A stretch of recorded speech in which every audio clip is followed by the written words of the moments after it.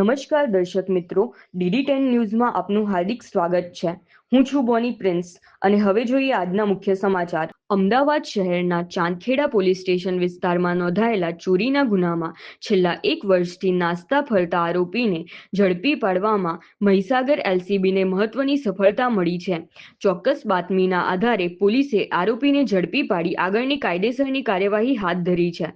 પંચમહાલ ગોધરા રેન્જના નાયબ પોલીસ મહાનિરીક્ષક વિધિ ચૌધરી તથા મહીસાગર જિલ્લાના પોલીસ અધિક્ષક સફીન હસનની સૂચના અનુસાર નાસ્તા ફરતા આરોપીઓને ઝડપી પાડવા મહીસાગર LCB દ્વારા અલગ અલગ ટીમો કાર્યરત કરવામાં આવી હતી।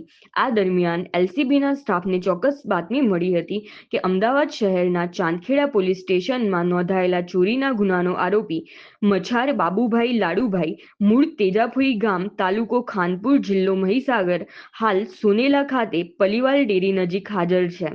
બાતમીના આધારે LCBની ટીમે સ્થળ પર પહોંચી આરોપીને ઝડપી પાડી તેની સામે કાયદેસરની કાર્યવાહી હાથ ધરી છે।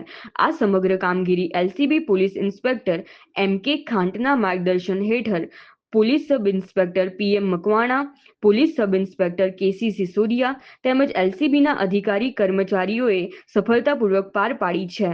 રિપોર્ટર વીરભદ્રસિંહ સિસોદિયા, લુણાવાડા, મહીસાગર।